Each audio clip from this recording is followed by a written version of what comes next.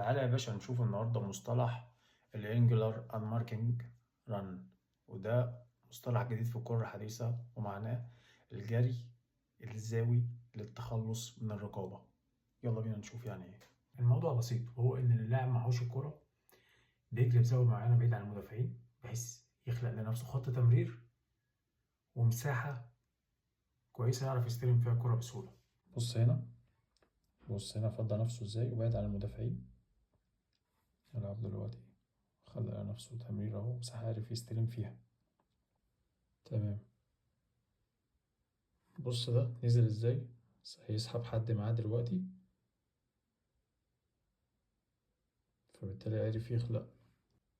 بص هنا بقى، بص سحب معاه، يسحب المدافع معاه ازاي، فبالتالي بص المدافع عايز يسيب مكانه اصلا وفعلا سابه، فخلق بص في سحب فراغ ورا المدافع.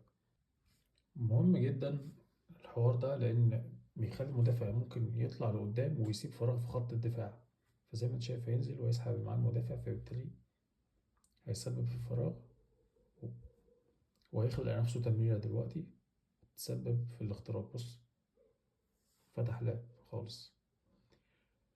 فمن خصائص الانجلر ماركينج ران: واحد، بدون كرة إن اللاعب يتحرك بعيد عن الكرة. اتنين، زاوية محسوبة، يعني إن الجري ما يبقاش عشوائي وبيجروا بس، هو إن الجري يكون مظبوط بالنسبة للمدافع. تلاتة، خلق المساحات، وده الهدف الأساسي اللي يقدر يخلي الفريق يمرر أو يخترق بسهولة.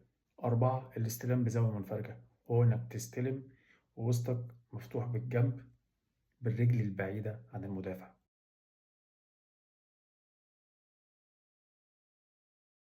فالخلاصة الانجلر الماركينج ران هي حركة ذكية بدون كورة بتهز دفاع الخصم، بتخلق خطوط تمرير، واللعيب الصح هو اللي يعرف يعملها في الوقت المناسب.